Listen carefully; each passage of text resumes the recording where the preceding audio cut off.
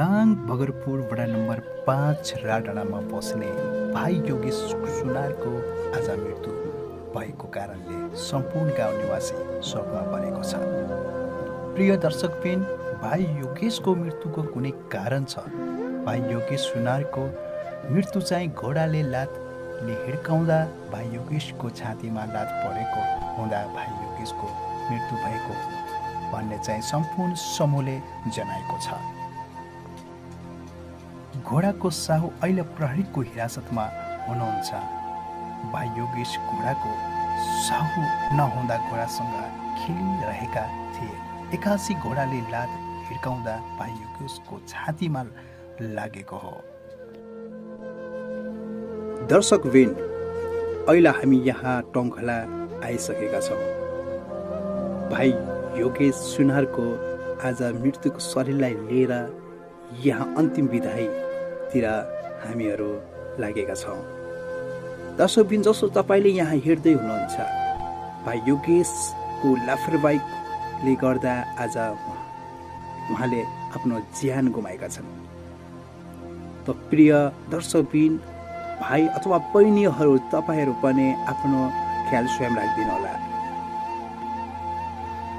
दर्शकबिन, मान्छे नाङ्गै आएको हो, नाङ्गै नै जान्छ। के लिएर आएको थियो, के लिएर जान्छ।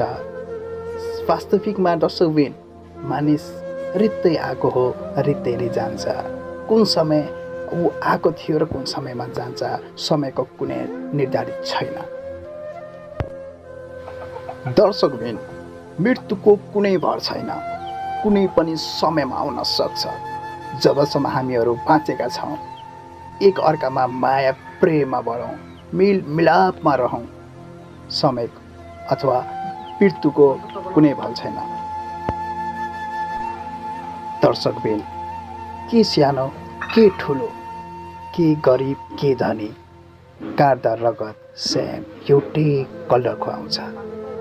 किन लड्नु, किन भन्नु, जाने एउटै ठाउँ माटोमै गाडिनुपर्छ।